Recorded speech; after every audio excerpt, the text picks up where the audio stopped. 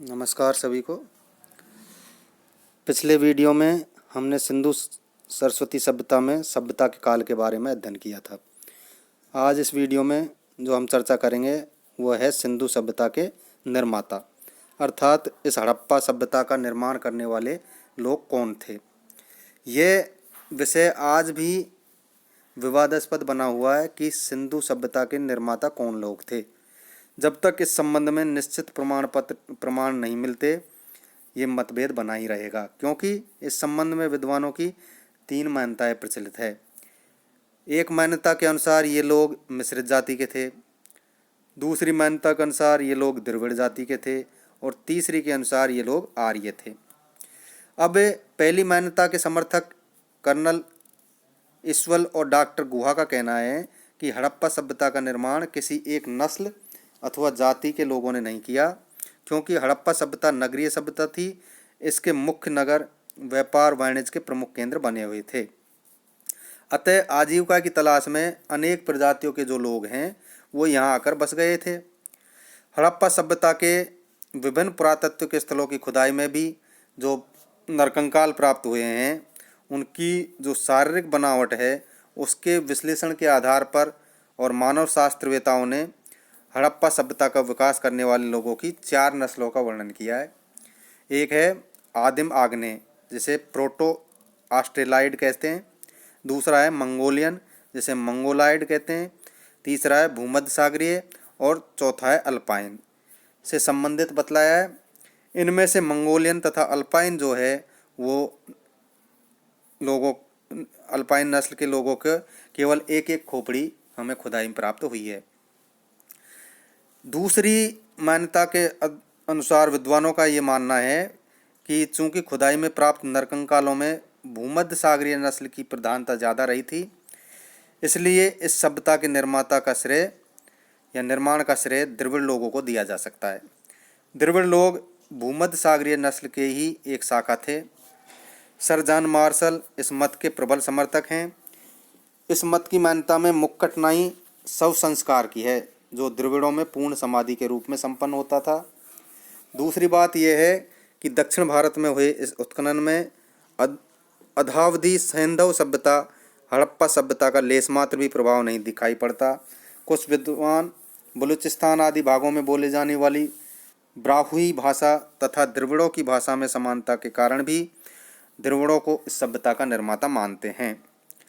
ब्रूहुई जाति द्रविड़ भाषा भाषी होती हुए भी द्रविड़ जाति से भिन्न तुर्की ईरानी जाति से संबंधित थी और इस बात का कोई प्रमाण उपलब्ध नहीं कि हड़प्पा संस्कृति के निर्माण में इस जाति का कोई हाथ रहा हो। प्रोफेसर चाइल्ड जो हैं उन्होंने सुमेरियन लोगों को इस सभ्यता का निर्माता माना है। हालांकि डॉक्टर हॉल ने भी उनके मत की पुष्टि की है, साथ ही वो द्रविड़ को भी सुमेरियन जाति का अंग भी मानते हैं। सुमेरियन लोगों का सिंधु प्रदेश से उस समय व्यापारिक संबंध रहा था और मोहनजोदड़ो में उनकी पर्याप्त संख्या भी रही होगी, परंतु ऐसा कोई आधार नहीं जिससे वो सैंधव संस्कृति के जन्मदाता कहे जा सकें। श्री पीगट महोदय जो है उनके अनुसार इस सभ्यता का उद्गम पूर्णतः भारतीय था, क्योंकि इस सभ्यता में सुमेरियन लोगों के प्रभाव को भी स्वीकार किया जा सकता है। तीसरी मान्यता जो है उसके अनुसार विद्वानों ने लक्षण स्वरूप, रामचंद्रन, शंकरानंद, दीक्षातार तथा पुसालकर के अनुसार इस सभ्यता के निर्माता आर्य थे अथवा आर्यों ने भी इसके विकास में महत्वपूर्ण योगदान अवश्य दिया होगा। डॉक्टर पुसालकर के शब्दों में यह आर्य और अनार्य सभ्यताओं के मिश्रण का प्रतिनिधित्व करती है। अधिक से अधिक हम ये कह सकते हैं कि सभ्यता उस समय ऋग्वेदिक आर्य वहाँ की जनता का एक महत्वपूर्ण भाग थे और उन्होंने भी सिंधु सभ्यता के विकास में अपना महत्वपूर्ण योगदान दिया होगा। दूसरी तरफ सर जॉन मार्शल ने वैदिक सभ्यता की सैंधव सभ्यता से तुलना करते हुए दोनों को एक दूसरे से सर्वथा भिन्न माना है। उनके विचार से जब आर्य जाति भारत में आई उससे 1000 वर्ष पूर्व ही सैंधव सभ्यता समाप्त हो चुकी थी। यदि हम ये मान लें कि वैदिक संस्कृति हड़प्पा संस्कृति की पूर्वगामी एवं जननी है, तो ये मत यहाँ तक तो युक्ति संगत है कि ग्रामीण वैदिक संस्कृति से ही क्रमशः सिंधु प्रदेश की शहरी संस्कृति का विकास हुआ होगा। परंतु इसके बाद ये बात विचारणीय होगी कि संस्कृति संबंधी जिस प्रकार की सामग्री का उल्लेख ऋग्वेद में हुआ है, वह आगे हड़प्पा संस्कृति में क्यों नहीं मिलता। वस्तुतः जब तक सिंधु सभ्यता के स्थलों की खुदाई में प्राप्त मोहरों पर अंकित लिपि को भली प्रकार पढ़ नहीं लिया जाता, तब तक यह कहना कठिन होगा कि इस सभ्यता को जन्म देने और विकसित करने वाले लोग किस जाति के थे। फिर प्रश्न उठता है कि इस सभ्यता के नगर निर्माण कैसे किया गया था। तो अब जो चैप्टर है या पॉइंट है वो है सिंधु सभ्यता के नगर निर्माण,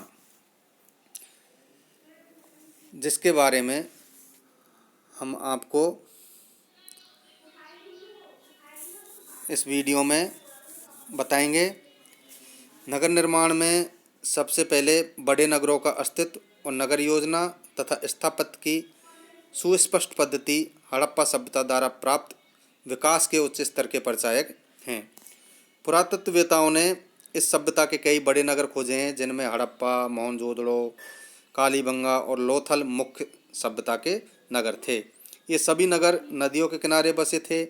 उस काल में वर्ष पर्यंत पर्याप्त जल आपूर्ति जो है वो नदियों से होती थी, जहाँ एक और व्यापार का मुख्य माध्यम भी ये नदियाँ थी।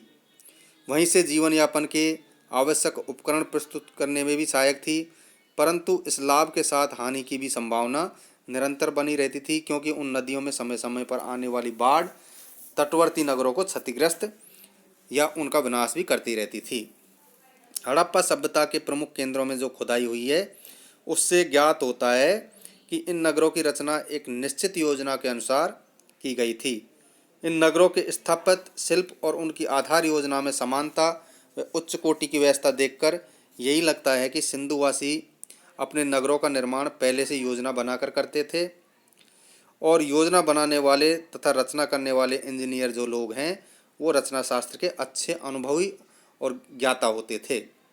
अर्नेस्ट मैके ने मोहनजोदड़ो के अवशेषों का निरीक्षण करने के बाद कहा था कि इस उजड़े नगर के ध्वंसावशेषों में प्रवेश करते समय निरीक्षक को ऐसा प्रतीत होता है कि वह लंकाशायर के किसी आधुनिक व्यापारी नगर के ध्वंसावशेषों से घिरा हो।